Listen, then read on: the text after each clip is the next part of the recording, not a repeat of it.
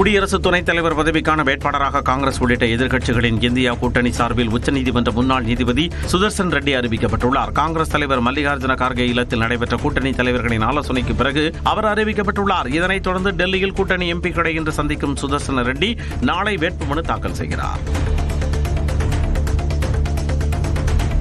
குடியரசு துணைத் தலைவர் தேர்தல் சித்தாந்த ரீதியிலான போட்டி என்று கனிமொழி எம்பி கருத்து தெரிவித்துள்ளார். டெல்லியில் செய்தியாளர்களிடம் பேசிய அவர், தமிழ்நாட்டில் இருந்து வேட்பாளரை அறிவிப்பது மட்டும் தமிழ்நாட்டின் மீதான அக்கறையாகி விடாது என்று விமர்சித்துள்ளார். இன்று இருக்கக்கூடிய பாஜக இந்துத்துவ அரசியலை எதிர்த்து பேசக்கூடிய ஒருவராக அவர் செயல்பட்டு கொண்டிருக்கிறார். அதனால அவரை எல்லோரும் ஒருமித்த கருத்தோடு தேர்ந்தெடுத்து நிறுத்தியிருக்கிறோம். கைது செய்யப்பட்டு 30 நாட்களுக்கு சிறையில் இருந்தாலே பிரதமர், முதலமைச்சர் மற்றும் அமைச்சர்களை பதவி நீக்கம் செய்யும் வகையிலான சட்டத்திருத்த மசோதாக்களை மத்திய உள்துறை அமைச்சர் அமித்ஷா மக்களவையில் இன்று தாக்கல் செய்கிறார். இதன்படி 5 ஆண்டுகளுக்கும் மேலான தண்டனை விதிக்கும் வகையிலான எந்தவொரு குற்றச்சாட்டின் கீழும் முதலமைச்சர் மற்றும் அமைச்சர்கள் கைது செய்யப்பட்டு 30 நாட்களுக்கு சிறையில் இருந்தால் 31வது நாளில் அவர்களை ஆளுநர் பதவி நீக்கம் செய்ய வழிவகை செய்யப்படுகிறது. இதேபோல பிரதமர் மற்றும் மத்திய அமைச்சர்களை குடியரசுத் தலைவர் பதவி நீக்கம் செய்ய முடியும். இந்த சட்டம் ஜம்மு காஷ்மீருக்கும் பொருந்தும் வகையில் 3வது மசோதா தாக்கல் செய்யப்படுகிறது. முதலமைச்சரும் திமுக தலைவருமான மு.க. ஸ்டாலின் தனது 50வது திருமண நாளை நேற்று கொண்டாடிய நிலையில் திமுக கூட்டணி கட்சியினர் நேரில் வாழ்த்து தெரிவித்தனர். அவர்களுக்கு சென்னை ஆழ்வார்பேட்டையில் உள்ள தனது இல்லத்தில் முதலமைச்சர் விருந்தளித்து உபசரித்தார். இது தொடர்பாக எக்ஸ் தளத்தில் பதிவிட்ட முதலமைச்சர், தனது மனைவி துர்கா உயிரினவும் உறவினவும் தன்னில் பாதியாக இணைந்து 50 ஆண்டுகள் ஆவதாக குறிப்பிட்டுள்ளார். தங்களை வாழ்த்திய தோழமை இயக்க தலைவர்களுக்கு குடும்ப பாச உணர்வுடன் நன்றி கூறுவதாகவும் மு.க. ஸ்டாலின் தெரிவித்துள்ளார். திமுக கூட்டணியில் மேலும் சில கட்சிகளை சேர்ப்பது குறித்து கூட்டணி கட்சி தலைவர்களுடன் முதலமைச்சர் மு.க. ஸ்டாலின் ஆலோசனை நடத்தியதாக தகவல் வெளியாகியுள்ளது. சென்னை ஆழ்வார்பேட்டையில் உள்ள முதலமைச்சரின் இல்லத்தில் நடந்த இந்த சந்திப்பில் திமுக கூட்டணி கட்சிகளைச் சேர்ந்த தலைவர்கள் கலந்து கொண்டனர். அப்போது கூட்டணியில் மேலும் கட்சிகளை சேர்ப்பது, குடியரசு துணைத் தலைவர் தேர்தல் ஆகியவை தொடர்பாக ஆலோசிக்கப்பட்டதாக கூறப்படுகிறது. எக்ஸ் பக்கத்தில் பதிவிட்டுள்ள முதலமைச்சர், கூட்டாட்சியலுக்கு எதிரான போக்கு, எதேச்சதிகாரம் மற்றும் வெறுப்புணர்வுக்கு எதிராக சுதர்சன் ரெட்டி சரியான தேர்வு என தெரிவித்துள்ளார்.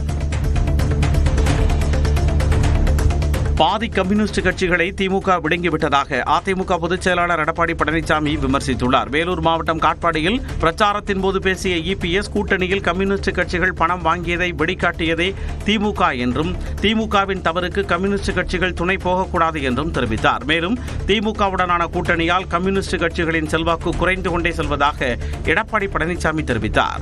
நீங்க கூட்டணி வச்சு போட்டுருக்கீங்க, திமுக தலைமையில் கூட்டணி அமைச்சீங்க. அந்த கூட்டணியுடைய தலைமை திமுக உங்களுக்கு தேர்தல் ரீதியாக கொடுக்கப்பட்டதா இல்லையா? அதுதான் எங்களுடைய கேள்வி. அன்புமணி மீது சுமத்தப்பட்டுள்ள 16 குற்றச்சாட்டுகள் குறித்து வரக்கூடிய 31ஆம் தேதிக்குள் விளக்கமளிக்க வேண்டும் என்று கெடி விதித்து ராமதாஸ் மீண்டும் நோட்டீஸ் அனுப்பியுள்ளார். தைலாபுரத்தில் உள்ள ராமதாஸின் இல்லத்தில் நடைபெற்ற ஒழுங்கு நடவடிக்கை குழு கூட்டத்திற்கு பிறகு இந்த முடிவு எடுக்கப்பட்டது. அதற்குண்டான விளக்கம் மற்றும் ஆவணங்கள் ஏதேனும் இருப்பின் அவைகள் 31/8/2025 தேதிக்குள் நேரிலோ அல்லது மேற்கண்ட முகவரிக்கு கடிதத்தின் வாயிலாகவோ சமர்ப்பிக்கப்பட வேண்டும் என்று அறிவுறுத்துகிறோம். விழுப்புரம் மாவட்டம் வானூர் அருகே உள்ள பஞ்சவடி ஆஞ்சநேயர் கோயிலில் பாமக தலைவர் அன்புமணியின் மனைவி சௌமியா சாமி தரிசனம் செய்தார். 36 அடி உயர ஆஞ்சநேயரை தனது மகள் சஞ்சுத்ராவுடன் வந்து சௌமியா அன்புமணி வழிபட்டார். தொடர்ந்து சஞ்சுத்ராவிற்காக சிறப்பு பூஜைகள் செய்யப்பட்டன. இதன்பின் பாமக நிர்வாகிகளுடன் சௌமியா அன்புமணி புகைப்படம் எடுத்துக் கொண்டார். தமிழ்நாட்டில் கட்சித் தாவல்கள் ஒன்றும் புதிது கிடையாது என தெரிவித்துள்ள தேமுதிக பொதுச் செயலாளர் பிரேமலதா விஜயகாந்த், தங்கள் கட்சியில் விஜயகாந்தால் வளர்த்தெடுக்கப்பட்ட எம்எல்ஏக்கள் முதுகில் குத்திச் சென்று விட்டதாகவும் தெரிவித்தார். தேமுதிகலேயே கேப்டன் பார்த்து வளர்த்த அந்த எம்எல்ஏஸே கேப்டன் முதுகிலேயே குத்திட்டு போன வரலாறுலாம் நம்ம பார்த்துக்கிட்டு தான் இருக்கோம். நிச்சயமாக துரோகம் செய்பவர்களுக்கு என்று எந்த வரலாறும் கிடையாது என்பதை உறுதியா சொல்றேன். மயிலாடுதுறை அருகே உள்ள குத்தாலத்தில் பரப்புரை மேற்கொண்ட தேமுதிக பொதுச் செயலாளர் பிரேமலதா விஜயகாந்த் ஏழை எளிய மக்கள் 100 பேருக்கு காய்கறி தொகுப்பு வழங்கினார். அப்போது ஏராளமான பெண்கள் பிரேமலதா விஜயகாந்துடன் புகைப்படம் எடுத்துக் கொண்டனர். அப்போது ஒரு பெண்மணி பிரேமலதாவின் கன்னத்தை வாரி கொஞ்சினார்.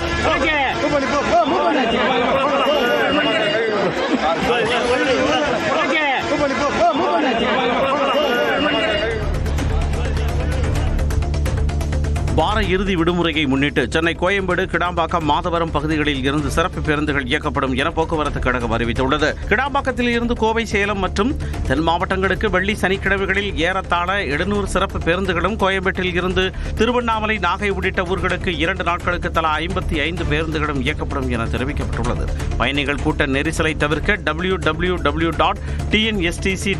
மற்றும் மொபைல் ஆப் மூலம் முன்பதிவு செய்யுமாறு போக்குவரத்து கழகம் அறிவுறுத்தியுள்ளது.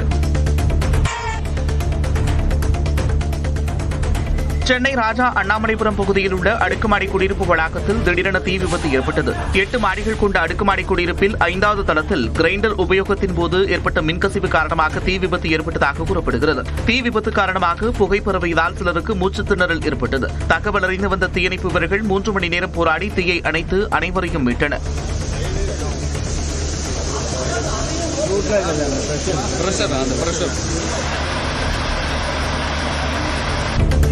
தங்கச்சி மடத்தில் மீனவர்கள் ரயில் மறியல் போராட்டத்தில் ஈடுபட்டதால் பரபரப்பு ஏற்பட்டது. மத்திய மாநில அரசுகளே மீனவன் மடியில பாடு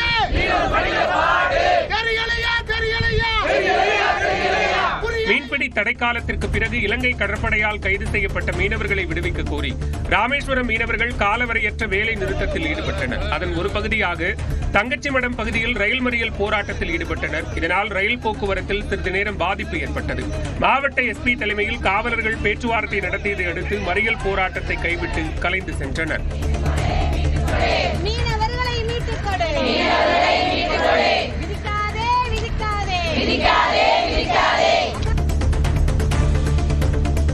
விருதுநகர் மாவட்டம் சதுரகிரி மலைப்பகுதியில் காட்டுத்தீ ஏற்பட்டுள்ளதால் சதுரகிரி மலைக்கோவிலுக்கு பக்தர்கள் செல்ல தடை விதிக்கப்பட்டுள்ளது.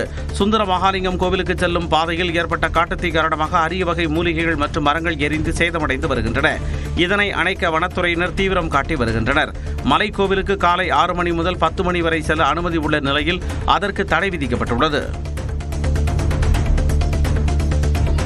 தஞ்சாவூர் மாவட்டம் கும்பகோணத்தில் சாலை மறியலில் ஈடுபட்ட தமிழக வெற்றிக் கழகத்தினர் 50க்கும் மேற்பட்டோர் கைது செய்யப்பட்டனர். மதுரையில் தவேக மாநாடு நடைபெற இருப்பதை முன்னிட்டு கும்பகோணம் மயிலாடுதுறை சாலையில் 4 ரோடு பகுதியில் வைக்கப்பட்ட பேனர்களை மாநகராட்சி ஊழியர்கள் அகற்றினர். இதனை கண்டித்து மாவட்ட செயலாளர், நிர்வாகிகள் உள்ளிட்டோர் சாலை மறியலில் ஈடுபட்ட நிலையில் போக்குவரத்து பாதிக்கப்பட்டதால் அவர்களை காவல்துறையினர் கைது செய்தனர். திருவாரூர் மாவட்டத்தில் கோடை நெல் சாகுபடியில் நேரடி நெல் கொள்முதல் நிலையம் மூலம் 1,80,000 மெட்ரிக் டன் நெல் கொள்முதல் செய்யப்பட்டுள்ளது. இந்த ஆண்டு 60,490 ஏக்கர் பரப்பளவில் கோடை நெல் சாகுபடி நடைபெற்ற நிலையில் இதுவரை விவசாயிகளிடம் 120 மெட்ரிக் டன் நெல் கொள்முதல் செய்யப்பட்டுள்ளதாக தமிழ்நாடு நுகர்பொருள் வாணிபக் கழக முதல்நிலை மண்டல மேலாளர் புகாரி கூறியுள்ளார். இது கடந்த ஆண்டை விட 46,000 மெட்ரிக் டன் அதிகம் என்றும் அவர் கூறியுள்ளார்.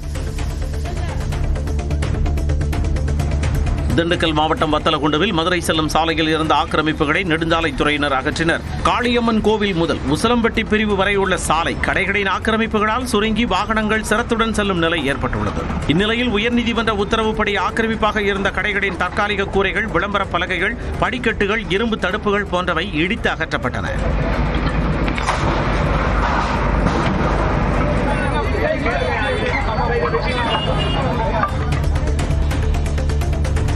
மாற்று மதத்தினருக்கு பணம் அனுப்ப முடியாது என வெஸ்டர்ன் யூனியன் நிறுவனம் அறிவித்ததாக மயிலாடுதுறையைச் சேர்ந்த வாடிக்கையாளர் குற்றம் சாட்டியுள்ளார். வெற்றிவேந்தன் என்பவருக்கு சிங்கப்பூரில் இருந்து அவரது நண்பர் அமானுல்லா 30,000 ரூபாய் அனுப்பியுள்ளார். முத்து வக்கீல் சாலையில் உள்ள வெஸ்டர்ன் யூனியன் சேவை மையத்தில் பணம் எடுக்க முயன்றபோது மதத்தை காரணம் காட்டி சேவை மறுக்கப்பட்டதாக கூறப்படுகிறது. இஸ்லாமியர் ஒருவரின் வங்கி கணக்கில் பணத்தை அனுப்பி அதன் மூலம் எடுத்துக் கொள்ளுமாறு அறிவுறுத்தியதாகவும் பாதிக்கப்பட்டவர் குற்றம் சாட்டினார். பெரம்பலூர் அருகே குடும்ப வறுமை காரணமாக மேற்படிப்பை தொடர முடியாமல் இருந்த மாணவருக்கு மாவட்ட ஆட்சியர் அருண்ராஜ் உதவி செய்துள்ளார். அரணாரை கிராமத்தைச் சேர்ந்த அக்ஷய்குமார் 12ஆம் வகுப்பு பொதுத் தேர்வில் 70% மதிப்பெண் எடுத்து தேர்ச்சி பெற்ற நிலையில் வறுமையால் உயர் படிப்பு சேர முடியாத நிலை குறித்து ஆட்சியரிடம் மனு அளிக்கப்பட்டது. இந்நிலையில் தனியார் பல்கலைக்கழகத்தில் கல்லூரி படிப்பு முடியும் வரை எந்தவித கட்டணமுமின்றி பயில்வதற்கான ஆணை மாணவரிடம் வழங்கப்பட்டது. தூத்துக்குடி மாவட்டம் கோவில்பட்டி எட்டயபுரம் சாலையில் மசாஜ் சென்டர் என்ற பெயரில் பாலியல் தொழில் நடத்தியதாக 2 பேர் கைது செய்யப்பட்டனர். தகவலின் பேரில் அங்கு சோதனை நடத்திய காவல்துறையினர் பாலியல் தொழில் நடந்து வந்ததை உறுதி செய்தனர். இதையடுத்து அங்கிருந்த 3 பெண்கள் மீட்கப்பட்டனர். மேலும் பாலியல் தொழிலில் ஈடுபட்ட கதிரேசன், சூர்யா ஆகிய 2 கைது செய்யப்பட்ட நிலையில் மசாஜ் சென்டர் உரிமையாளர் பிரேம் என்பவரை காவலர்கள் தேடி வருகின்றனர். ஈரோடு மாவட்டம் ஆசனூர் தேசிய நெடுஞ்சாலை ஓரத்தில் நீண்ட நேரமாக நின்றிருந்த ஒற்றை யானையால் போக்குவரத்து பாதிக்கப்பட்டது. சத்தியமங்கலம் புலிகள் காப்பக வனப்பகுதியில் இருந்து வெளியேறிய யானை ஒன்று ஆசனூர் தேசிய நெடுஞ்சாலையில் உலா வந்தது. இதனால் வழியாக சென்றவர்கள் வாகனங்களை ஆங்காங்கே நிறுத்திவிட்டு யானை வனப்பகுதிக்கு செல்லும் வரையில் காத்திருந்தனர். குடியரசு துணைத் தலைவருக்கான தேர்தலில் சிபி ராதாகிருஷ்ணன் இன்று வேட்புமனு தாக்கல் செய்கிறார். அடுத்த மாதம் 9ஆம் தேதி நடைபெறும் தேர்தலில் பாஜக தலைமையிலான தேசிய ஜனநாயக கூட்டணி சார்பில் வேட்பாளராக மகாராஷ்டிரா ஆளுநர் சிபி ராதாகிருஷ்ணன் அறிவிக்கப்பட்டார். இதையடுத்து டெல்லியில் மத்திய அமைச்சர்கள் பிரகலாத் ஜோஷி, கிஷன் ரெட்டி உள்ளிட்டோருடன் இணைந்து தேசிய ஜனநாயக கூட்டணி எம்பிக்களை சிபி ராதாகிருஷ்ணன் சந்தித்து ஆலோசனை நடத்தினார். அப்போது அதிமுக எம்பி தம்பிதுரை உள்ளிட்டோர் சிபி ராதாகிருஷ்ணனை சந்தித்து பேசினர்.